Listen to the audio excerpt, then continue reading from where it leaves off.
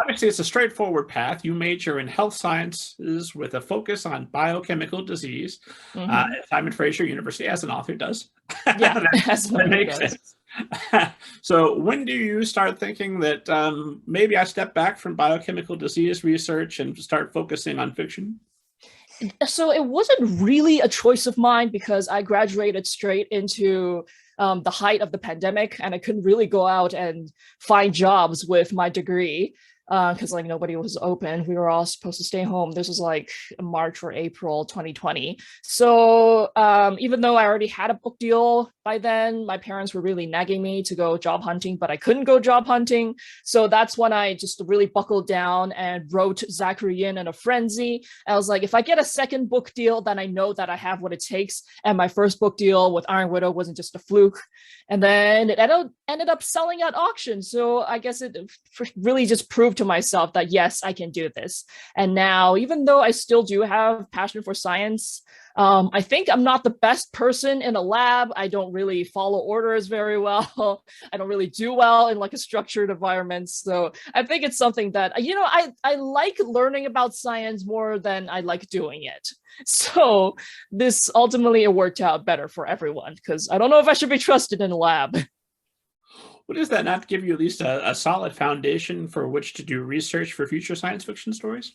Definitely, because the book that I worked on for the longest, it's called The Sapphire Age, and then it was about it was like hard-ish sci-fi. It took place like 1,000 years in the future, where humanity has either bioengineered or mechanically engineered themselves into mermaids. So we have like bio mermaids and cyborg mermaids, and then they have colonized the ocean as well. And then that book, so many people have told me the concept is super cool, and I have put some like realistic-ish science into it.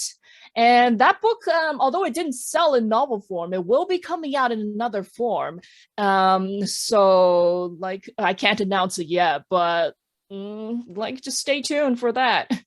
Can we maybe hint at what the forum will be, or not even that? There will be pictures, so it will be more visual. And so okay, so I noticed that the book is Zachary Yang is dedicated to your family, who did not take this writing thing seriously at first, not even after that first deal. When do they come around and say, okay, maybe this is going to work out for you? Well, after Zachary sold at auction, like only after that, because that's why like I am like super passive aggressive in my dedication, because I do know that I have to thank them for like letting me stay under their roof while I wrote. But also they were like super like, oh no, like don't go into writing, this is a lottery, like and they did think that my Iron Widow book deal was a fluke.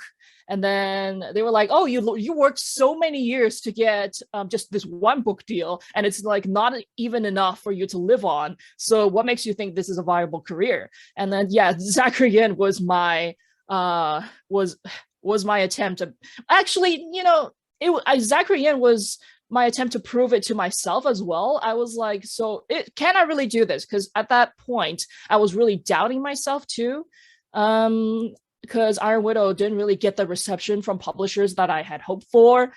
It got rejected by like a lot of publishers, and so Zachary Yin, I wrote it and I was like, let's see how this does. If this does well, then I can continue on this path and being like a full-time author, even though I'm still not a full-time author. I guess YouTube is still a side gig. And yeah, so Zachary Yin, only after the success of Zachary Yin, how it sold at auction, did my family come around, and did I personally gain full confidence in myself.